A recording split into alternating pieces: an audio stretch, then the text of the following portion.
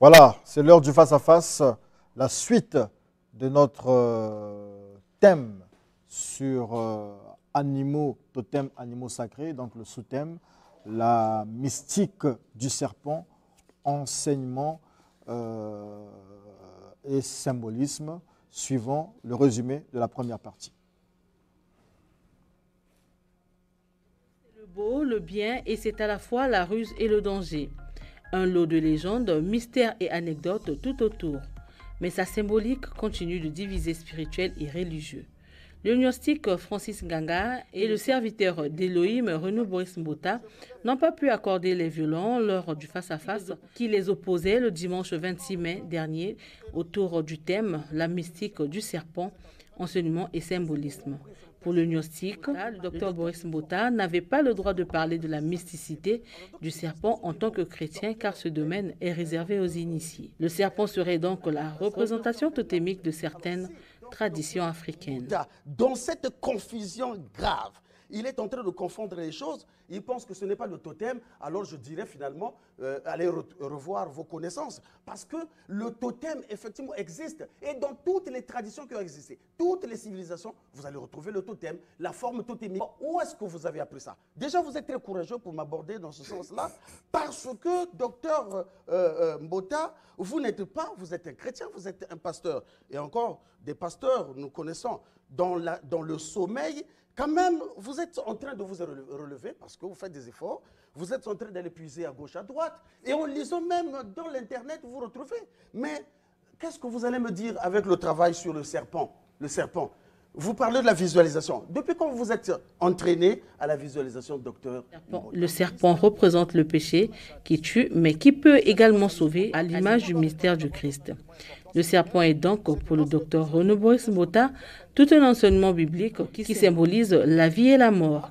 Lorsque Israël pêche, c'est Elohim qui utilise le serpent pour juger le peuple d'Israël. Donc le serpent va mordre le peuple d'Israël.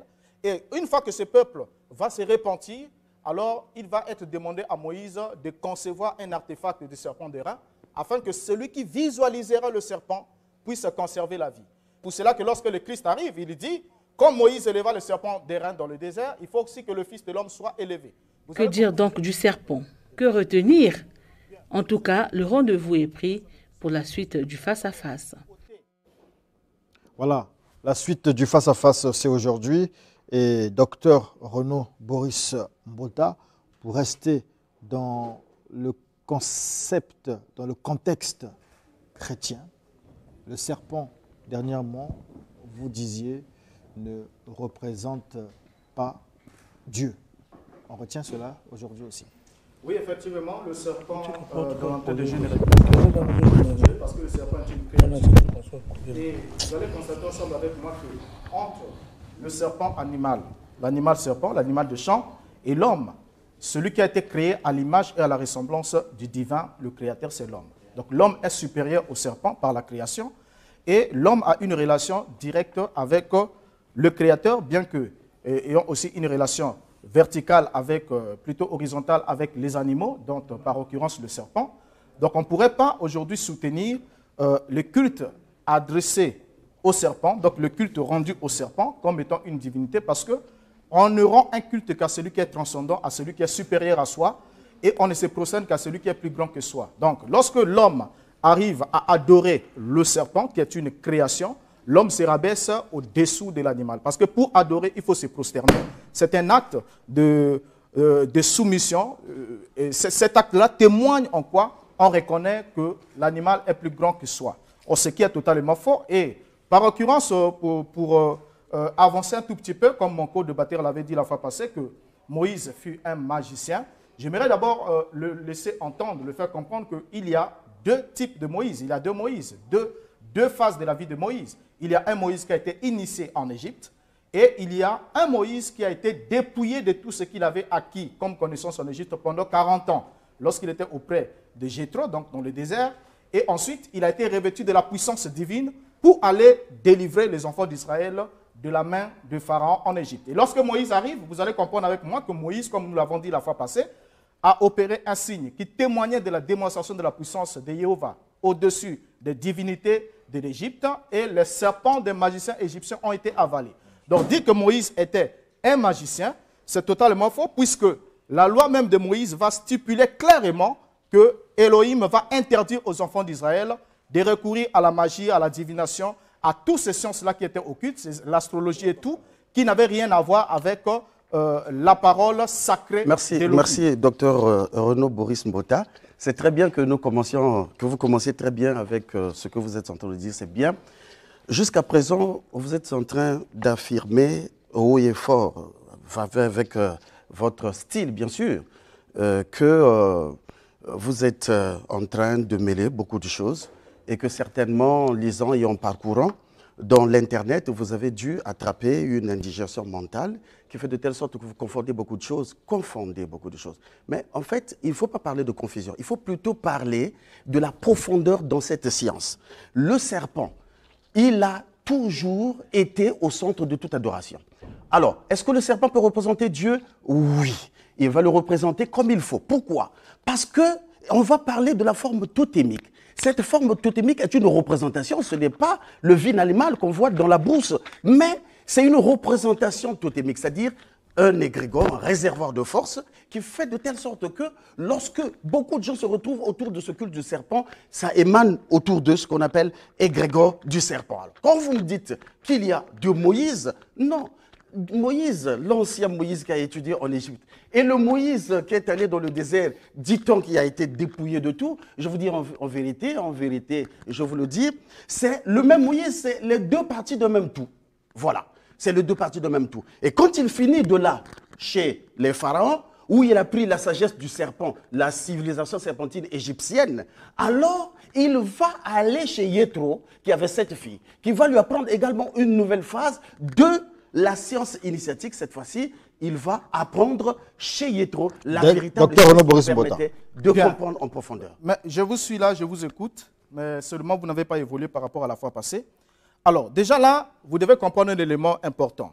Moïse, lorsqu'il acquiert la connaissance, toute la sagesse de l'Égyptien, Moïse a tenté de délivrer son frère hébreu en tuant un Égyptien. Donc, avec la connaissance qu'il avait acquis de l'Égypte, Moïse a commis un meurtre. Et c'est en fuyant que Moïse va se retrouver auprès de Jéthro, et Moïse va passer 40 années pour se dépouiller, le même temps qu'il a passé auprès de Pharaon pour apprendre. C'est à 40 ans que Moïse est parti.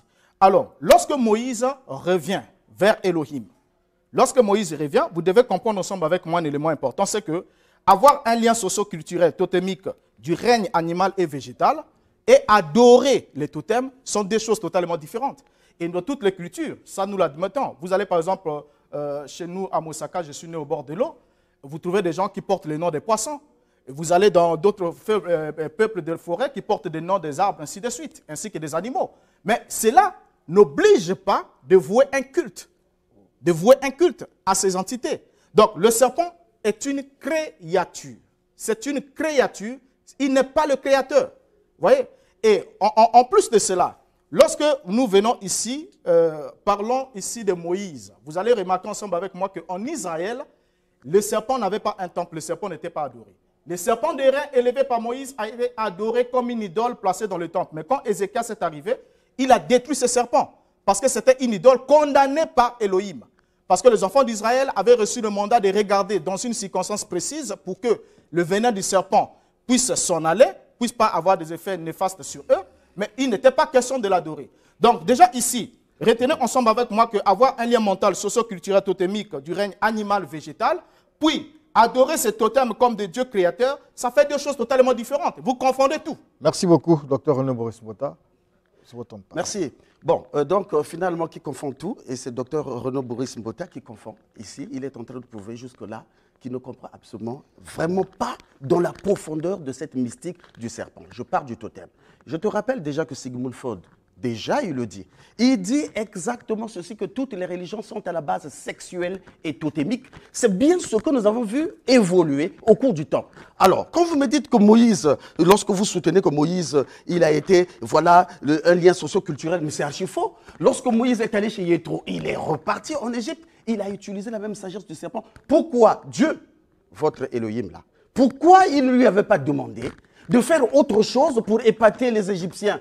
Mais parce qu'ils sont restés à part égale, ils sont restés dans la même signification, la même sagesse. Et il y a une chose qui est vraie, qui est sempiternelle, qu'on ne peut pas changer, qu'on ne peut pas bouger, qui est immuable, c'est que la vérité est une. Donc, dans ces manifestations, de ces formes, il y a des choses qui changent. Mais il est allé en Égypte. Qu'est-ce qu'il a fait, lui? Mais il est allé, voilà pourquoi je dis que vous avez attrapé une indigestion mentale. La première religion du monde, c'est la religion animiste. Et cette religion-là, qui croit en une force suprême. Et comme la psychologie humaine n'étant pas adaptée, M. Mbota, à pouvoir représenter Dieu. Représentez-moi Dieu ici. Même dans la Bible, on dit, bien, puisque vous ne connaissez pas Dieu, celui qui est son frère, hein, celui qui est son frère, bon, comment peut-il aimer Dieu qu'il ne voit pas? Voyez-vous, ça c'est, nous le connaissons. Mais la Bible est faite pour les initiés. La Bible est un livre qui a été écrit en long et en large par les initiés. Et tous les symboles qui sont donc des symboles que vous devez étudier. Vous devez les chercher parce que la réalité, on n'est que dans l'anthropologie. Merci beaucoup. Antique. Docteur Renaud Boris Mbota, Francis Nganga, nous sommes là avec le serpent de Moïse. Mais j'aimerais quand même vous ramener à l'origine. Le serpent de la Genèse. Le serpent qui serait à l'origine de la chute de l'homme. Le serpent qui a induit Ève, puis Adam en erreur. Qui était-il? Réellement un serpent? Ou, comme on dit, le serpent ancien? Essayez de nous en dire davantage. Bon, mais, le serpent qui a induit Adam et Ève en erreur, c'était un serpent. La Bible dit qu'il était un animal de champ. Et déjà dans la question du serpent, sa nature, la nature de ce serpent-là, puisque c'est un serpent parlant, nous sommes là à l'origine. Un serpent parlant, un serpent qui instruit l'homme et la femme sur des connaissances cachées.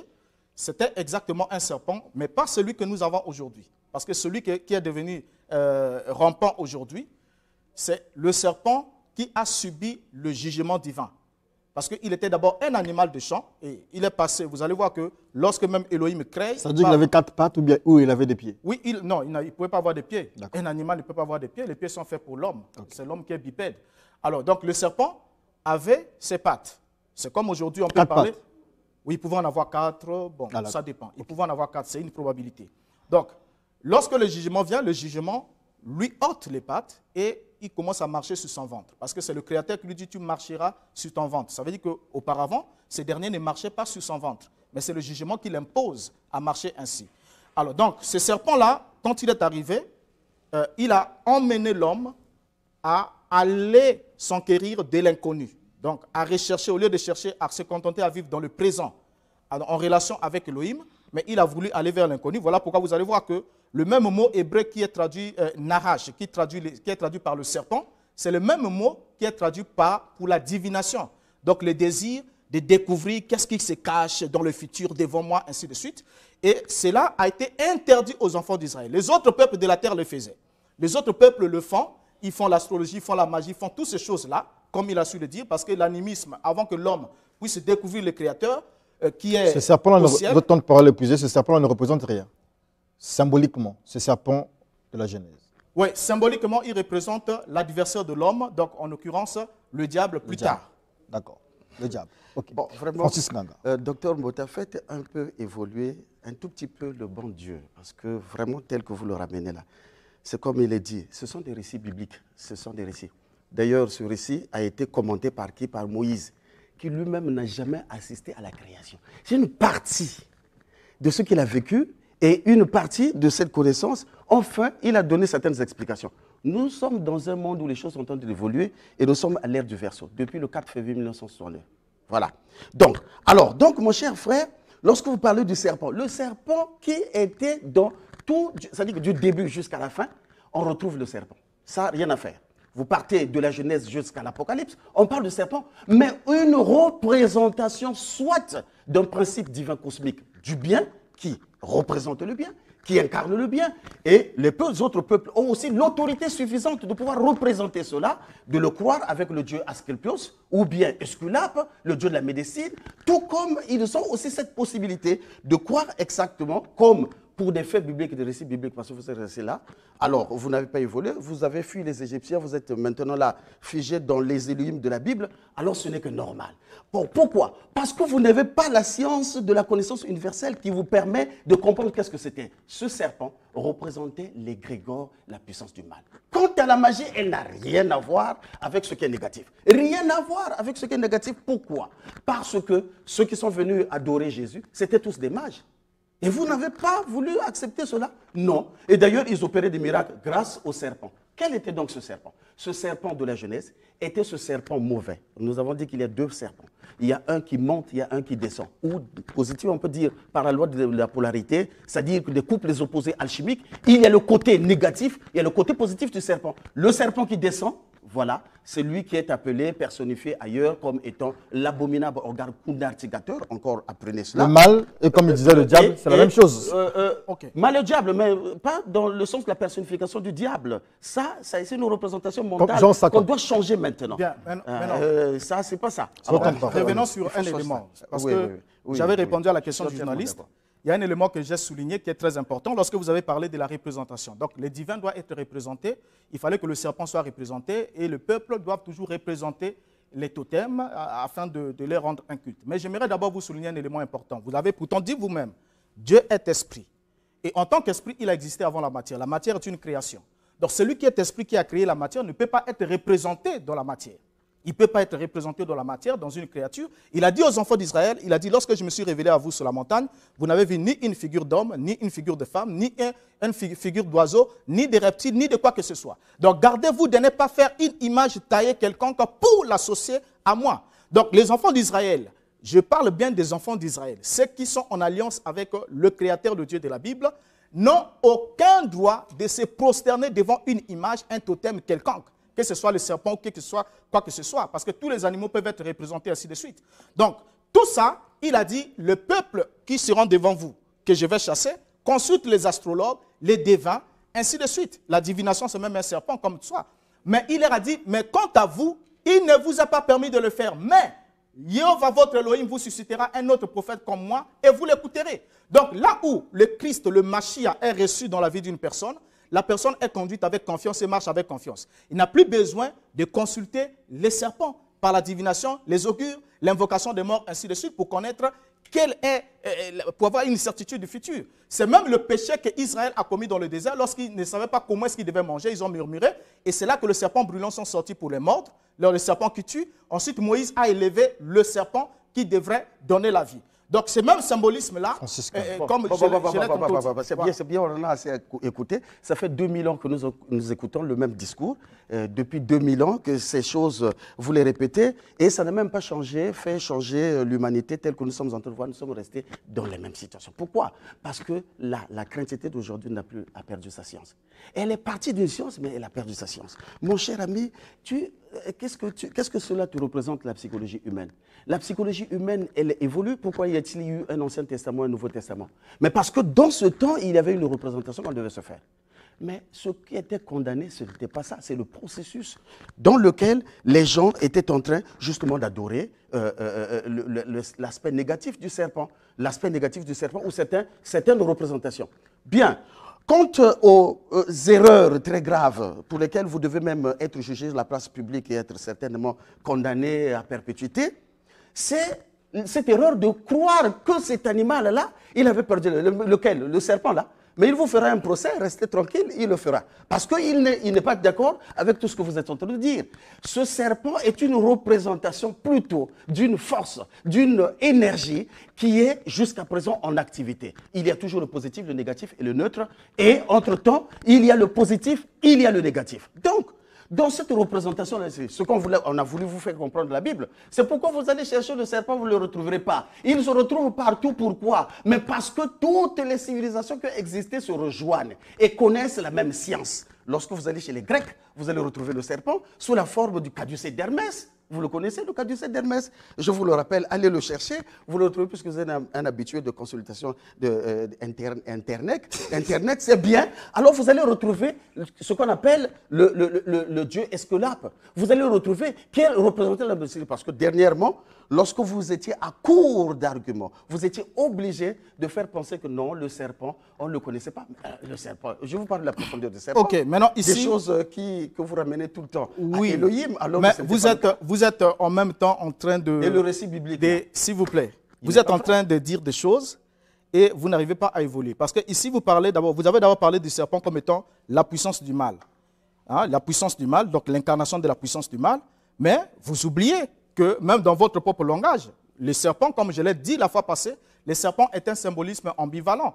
Donc, qui peut représenter en même temps la vie, en même temps la mort. C'est par le serpent mort et tue par son venin, et par le même venin du serpent, on peut aussi guérir certaines pathologies.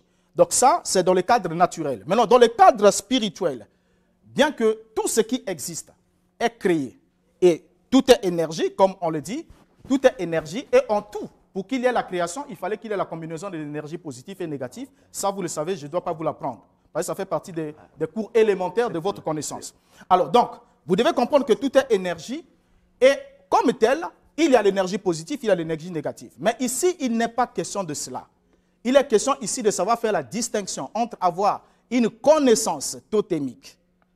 On peut avoir le nom des arbres, on peut avoir le nom des poissons. Nous avons chez nous des gens qui s'appellent Tuni, Mboto, Lianga, ainsi de suite, Likoko. Il y a des gens qui portent le nom des arbres, ainsi de suite, dans toutes les langues par rapport aux traditions africaines et tout, qui témoignent de la connaissance, de la relation animiste qu'ils avaient. Mais adorer la créature, ce n'est pas ce qu'Israël a fait. Donc ici, nous parlons en l'occurrence de Moïse. Moïse l'a interdit. Le Dieu d'Israël l'a interdit. C'est un commandement clair et net. Il ne doit pas se prosterner devant cela. Et Ézéchias, quand il arrive, il prend le même serpent de rein, il le brise. Pourquoi? Parce que la Bible dit parce que les enfants d'Israël commençaient à brûler le parfum devant ce serpent. Donc ils étaient rentrés dans cette erreur-là. Ils avaient conservé, ils voulaient prendre la relation animiste qu'ils avaient et en faire un culte. Merci.